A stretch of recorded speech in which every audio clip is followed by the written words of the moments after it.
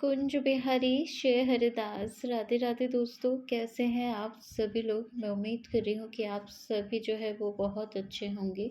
आज का जो हमारा वीडियो है वो लाला के समर रूटीन ऑडियो मेरा वीडियो है। मैं पूरा जो वीडियो है वो ऑडियो के थ्रू ही आपको बताऊंगी कि गर्मियों में जो है ऑलमोस्ट अभी अप्रैल चल रहा है, तो अभी अच्छी वाली गर्मी आ गई है।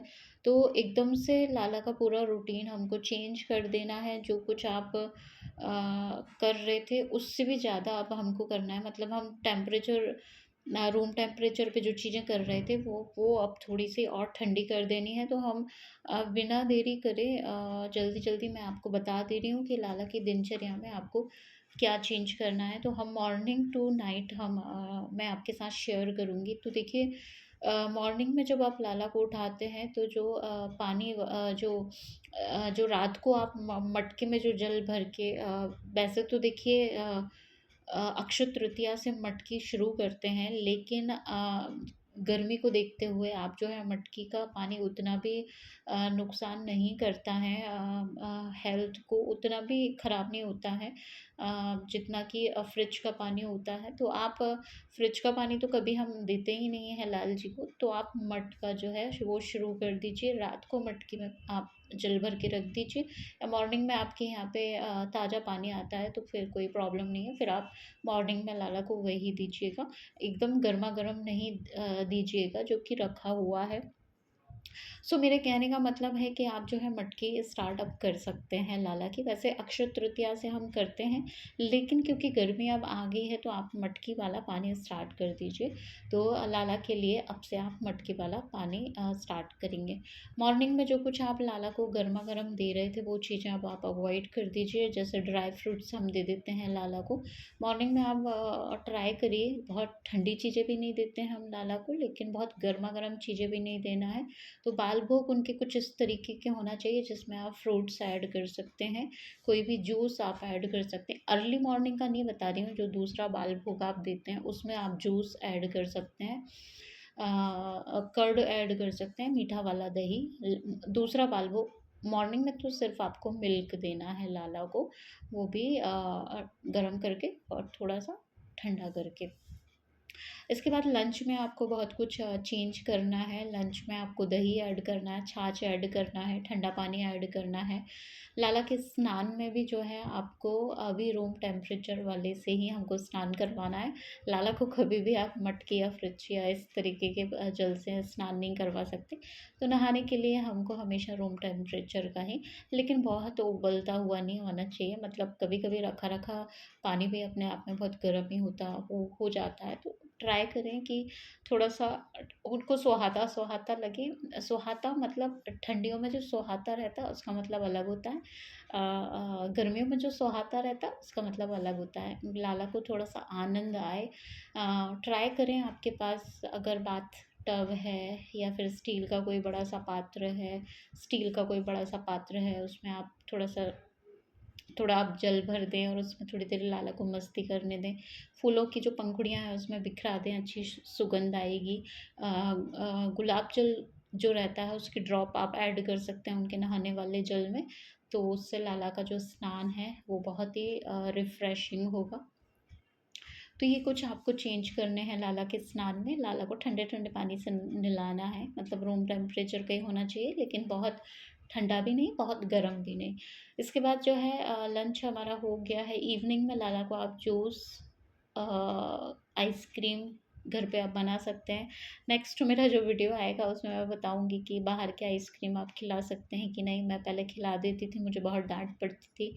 अभी मैं इस समर्स क्या करने वाली हूँ वो भी मैं शेयर करूँगी। आइसक्रीम से रिलेटेड बेसिक हम जो है हमारा वीडियो रहेगा।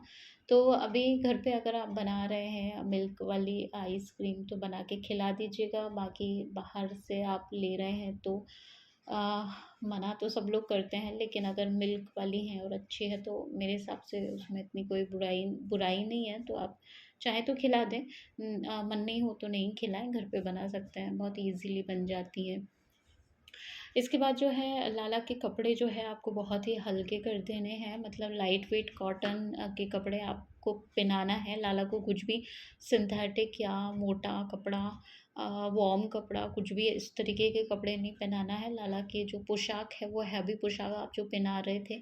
श्रृंगार आपको बहुत लाइट वेट कर देना है। अक्षय तृतीया से चंदन यात्रा शुरू हो जाएगी, तो मोस्टली आप लाला के जो तलवे होते हैं वहाँ पे चंदन लगा के रखें लाला को, क्योंकि उनके पैरों में ना हल्की हल्की सी ठंडाई जो है लगती रहे। तो हाथों और पैरों की जो हाथ की जो पाम होती हैं, मतलब जो हथेली होती है आगे वाली, आप उस पे भी थोड़े थोड़े से चंदन लगा दें। पैरों के जो तलवे होते हैं उसमें अभी आप चंदन लगाएं। सर पे चंदन पूरे टाइम हम इसलिए नहीं लगा पाते हैं क्योंकि उनको बहुत निशान छोड़ देते हैं, इसलिए आप हाथ और पैरों में तो आप चंदन अप्लाई कर सकते हैं। और तो इस तरीके से जो है लाला के आसपास सुगंधित फूल आप रख सकते हैं। गुलाब की पंखुड़ियाँ उन बेसिकली उनके बिस्तर में डाली जाती हैं इस सीज़न। आपके पास अवेलेबल हैं तो आप जो है पंखुड़ियाँ बिखरा दीजिए जब वो सोएं। और इसके बाद इत्र सेवा में चेंज करना है। लाला के लिए जो इत्र हैं वो चेंज हो जाते हैं। तो गुलाब का इत्र आप ले लें। खस का भी आता है। तो खस के बेसिकली दो इत्र होते हैं, एक ठंडी वाला खस अलग होता है और गर्मी वाला खस अलग होता है। गर्मी वाला खस ऐसा होता है कि आप उसको लगाएंगे तो लाला को बहुत ठंडाई मिलती है। रोज़ तो बाकी 12 महीने चलने वाला है। इसके बाद जो ठंडी तासीर वाले इत्र होते हैं, वो चंदन का इत्र जो है अभी मैं यूज़ कर रही हूँ, वो चंदन और गुलाबी यूज़ कर रही हूँ। तो कुछ भी इत्र आपको ना मिले, खस भी आपको अच्छे से नहीं मिल पाता है, तो आप गुलाब या चंदन का इत्र आप यूज़ करिएगा। इसके बाद हम बात करते हैं उनके सोने की बिस्तर की। अभी तक जो हम उनको मोटा मोटा कुछ उड़ा दे रहे थे, बिछाने का भी जो है थोड़ा सा वार्म रखा हुआ था। अभी लास्ट विंटर निकले हैं तो, बट अभी सब कॉटन का कर देना है। जब लाला देखिए डिपेंड करता है कि अगर लाला एसी में सो रहे हैं तो थोड़ा सा आप उड़ा दें उनको, कूलर में सो रहे हैं तो भी थोड़ा सा उड़ा दें। अगर नॉर्मल अभी फ़ैन में ही सो रहे हैं, एसी और कूलर की आपको ज़रूरत नहीं लग रही है, तो फिर अभी जो है आप नॉर्मल एक कॉटन की जो भी आप अपने शब्दों में बोलते हो, कॉटन का कुछ अच्छा सा प्यारा सा क्लोथ जो कि लाला को ना अच्छा लगे। लाइट कलर आप यूज़ करें, लाइट कलर, पेस्टल कलर जो रहते हैं उनके बिछाने उड़ाने के हों, ताकि लाला को भी अच्छा फील हो। तो इस तरीके से लाला की दिनचर्या में बेसिक बेसिक चेंज करने हैं।